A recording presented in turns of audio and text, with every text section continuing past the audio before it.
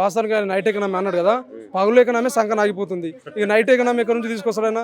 అసలు రేవంత్ రెడ్డి మాటలు ఎవరింటారా? ఇప్పుడు ఇన్ని ఉద్యోగాలు నువ్వు ఉన్న నోటిఫికేషన్లు అంటే ప్రైవేట్ ఉద్యోగాలు చేసుకుని దాని పక్కన షాపులు పెట్టుకుని గీ సలహాలు ఏందన్న? అసలు ఏమన్నా రేవంత్ రెడ్డి గారిని తెలంగాణలో నిజానికి బీజేపీ పార్టీ కానీ ఇతర పార్టీలు అన్ని కలిసి ఎమర్జెన్సీ పాలన విధించాలి. ఎమర్జెన్సీ పాలన విధించి రేవంత్ రెడ్డి గారిని జైలు వేయాలి. అంత షాడిస్టిక్ ప్రెజర్ అన్న వ్యక్తిని అసలు తెలంగాణకు మేలు చేస్తారని మనం ఎట్లా అనుకుంటున్నాం?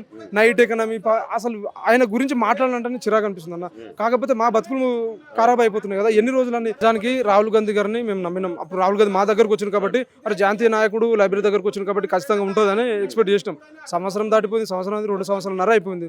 మొన్న ఇంతమంది నిరుద్యోగులు చనిపోయిన ట్విట్లు మస్తు ట్విట్లు చేసినాం. ఆయన కనీసం గింత కూడా స్పందించలేరు. ఈ నిరుద్యోగ ఇష్యూపైన స్పందించకుండా కేరళ, బీహార్ ఎక్కడెక్కడ నిరుద్యోగులు ఇష్యూపైన రాహుల్ గాంధీ గారు స్పందిస్తారు. మొన్న కూడా రాహుల్ గాంధీ గారికి మేము రిప్రజెంటేషన్ ఇద్దాం, మా బాధ తెలుపుదామనంటే పోలీసు వాళ్ళు ఆ రోజు కూడా 2 రోజుల ముందే అరెస్ట్ చేసిర్రు.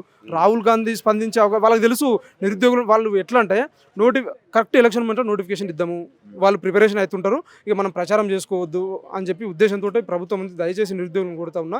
మీరు పార్టీలు అది ఇది అన్ని పక్కకు పెట్టండి, మనం అందరం ఐక్యమత్యంతో ప్రభుత్వం మీద పోరాడదాం. ప్రభుత్వం మీద ఇప్పటికన్నా జీవోలు రద్దు చేయకపోవడం ఏందన్నా విచిత్రం. కాకపోతే